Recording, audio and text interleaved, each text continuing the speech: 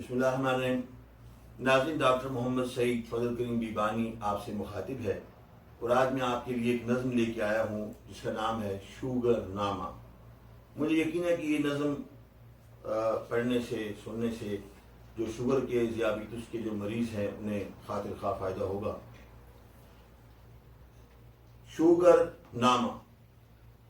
तुझको शुगर है आ मेरी सुन ले, तुझको शुगर है आ मेरी सुन ले, कुछ तजर्बे के मोती हैं चुन ले। तूने खानी नहीं कभी रोटी, यानी कभी कभार तो खा लेता है बंदा मगर आदतन नहीं। तूने खानी नहीं कभी रोटी, वो ब्राउन हो या कि हो छोटी, और रोटी में है निशास्ता काफी, उबले चावल ही खा हुआ शाफी।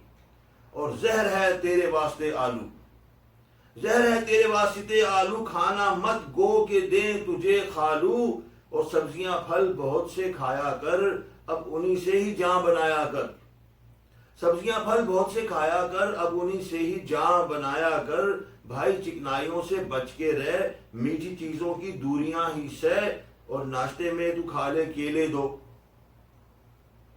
यानी नाश्ते में तू खा ले केले दो, रोटी अंडा ब्रेड नो नो नो।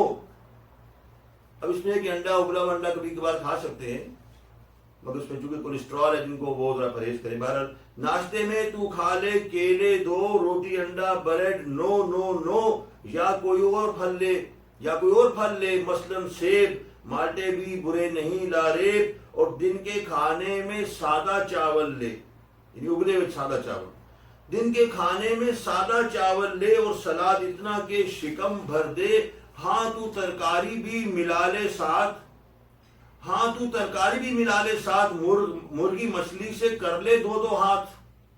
हाँ तू तरकारी भी मिला ले साथ, मुर्गी मछली से कर ले दो दो हाथ। गोश्त अच्छा नहीं है तेरे लिए, मछली की मदह तो खुदा भी करे। ये कुरान पाक में भी मछली लहमन तरियन का लफ्ज है। तो गोश्त अच्छा नहीं है तेरे लिए, मछली की मदह तो खुदा भी करे। और क्या खाएगा ये कम है क्या, तेरा तंदूर का शिकम है क्या। और रात का खाना भी यही कुछ रख, करके तब्दीलियां तू सब कुछ चख। देख वर्जिश बहुत जरूरी है, देख वर्जिश बहुत जरूरी है, यूं समझ के दवाई पूरी है। और हफ्ते में 150 मिनट करना, फिर किसी चीज से नहीं डरना।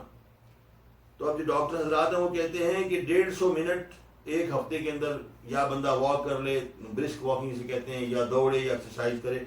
हफ्ते में 150 मिनट करना, फिर किसी चीज से नहीं डरना। और भेज तंबाकू नोशी पे लानत, करके गारत न जाए ये आदत।